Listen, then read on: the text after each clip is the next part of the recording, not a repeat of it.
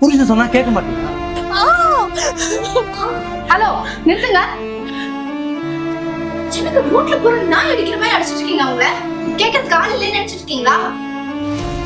இதாம்மா ஏன் பொண்டாட்டியை நான் அடிக்கிறேன், புருஷன் பொண்டாட்டிக்குள்ள 1008 பிரச்சனை இருக்கும். அதெல்லாம் நீ எது கேட்டுட்டு இருக்க? நாங்க என்ன ரோட்ல நின்று சண்டை போட்டுக்கிட்டு இருக்கோம்? இல்ல ஏன் பொண்டாட்டி உங்ககிட்ட வந்து நான் அடிச்சேன்னு கம்ப்ளைண்ட் பண்ணாலா? இல்ல அப்புறம் என்ன கேக்குற? முத நீ வெளில போமா. ஒருத்தர் அடிக்கிறது தப்புன்னு சட்டத்திலே இருக்கு. பொண்டாட்டி வந்து உங்க மேல கம்ப்ளைண்ட் கொடுக்கணும்னு எந்த அவசியமும் இல்ல. தப்பு நடந்தாலே தட்டி கேட்கறது தான் எங்க வேலையே. நட போலீஸ் ஸ்டேஷனுக்கு. கட்டின பொண்டாட்டினா அடிப்பியா? எடுமா விடுமா. நிறுத்துங்க. என் புருஷனை நான் அடிக்கவே இல்ல. இப்ப எதுக்கு தேவையில்லாம அவரை போலீஸ் ஸ்டேஷனுக்கு இழுத்துட்டு போயிட்டு இருக்கீங்க? அப்படியா? அந்த காயெல்லாம் எப்படியாச்சு? நான் பாத்ரூம் கிளீன் பண்ணும்போது கீழே விழுந்துட்டேன். போதுமா? தயவு செஞ்சு இப்ப முதல்ல கிளம்புங்க. போங்க.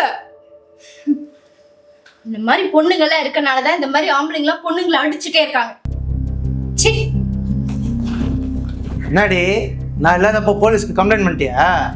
இல்லங்க, சத்தியமா இல்லங்க.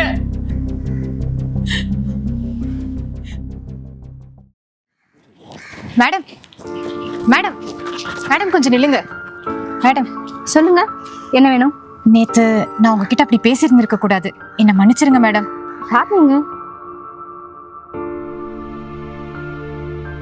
என்னங்க, உங்க புருஷன் உங்களை இப்படி போட்டு அடிச்சிருக்காரு. திருப்பி ஒரு அடி அடிக்க வேண்டியதானே? பண்ணாத தப்புக்கே என்ன அந்த ஆள் இந்த அடி அடிக்கிறாரு. இன்னும் அவரை எதிர்த்து அடிச்சேன், அவ்வளவுதான் என்ன கொன்னே போட்டுருவாரு மேடம். எந்த காலத்துலங்க இருக்கீங்க? இப்பெல்லாம் பொண்ணுங்களுக்கு சட்டம் ரொம்ப சப்போர்ட்டிவா இருக்கு. நீங்க தான் இன்னும் அந்த காலத்து ஆளுங்க மாதிரியே புருஷங்க கிட்ட அடி உதவி வாங்கி கிச்சன்லயே வாழ்ந்துட்டு இருக்கீங்க. நீங்க சொல்ற மாதிரி என் புருஷன் மேல நான் கம்ப்ளைண்ட்டும் கொடுத்துடலாம், நீங்களும் ஆக்ஷன் எடுத்து அரெஸ்ட் பண்ணிடலாம். ஆனா அப்புறம் நானும் என் பிள்ளைங்களும் நடுத்தல தானே மேடம் நிக்கணும். அந்த ஆளு ஒரு நேரம் நடிச்சுட்டு போனா அடுத்த நேரம் வந்து என்ன கொஞ்சுவான் மேடம். உங்ககிட்ட ஒண்ணு கேட்கவா?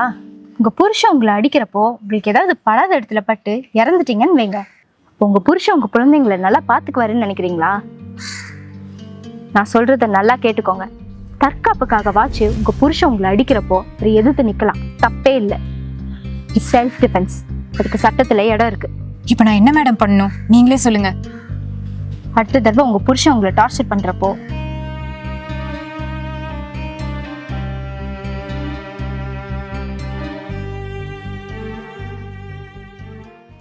இதெல்லாம் ஒர்க் அவுட் ஆகுமா மேடம்? செல்ஃப் டிஃபென்ஸ்க்கு அடிக்கிறது தப்பே இல்லை. என்னாச்சுங்க, ஏன் இப்படி சாப்பாட்டுல துப்பிட்டு இருக்கீங்க? என்னாச்சா? சாப்பாட்டுல ஒரே உப்புடி. நான் சாப்பிட்டேன், பசங்கள்லாம் சாப்பிட்டாங்க, கரெக்டா தானங்க இருக்கு. அப்படியா?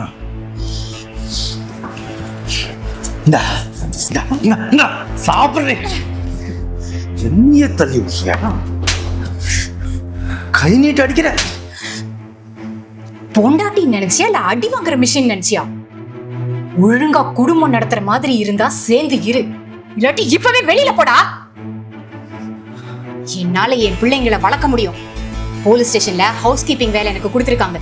நீ இல்லாமலே எங்களால சந்தோஷமாவும் நிம்மதியாவும் வாழ முடியும். பாக்குறியா பாக்குறியா? ஒழுங்கு மரியாதையா இந்த சாப்பாட்டை நீ இப்ப சாப்பிடுற இல்ல? எடுடா சாப்பிடு.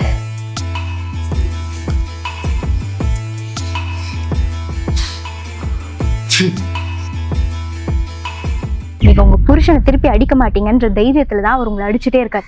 ஒரே ஒரு அடி மட்டும் அடிச்சு பாருங்க, எப்படி அடங்கி ஒழுங்கா குடும்பத்தை நடத்துறாருன்னு. செல்ஃப் டிஃபென்ஸ்க்கு அடிக்கிறது தப்பே இல்லை.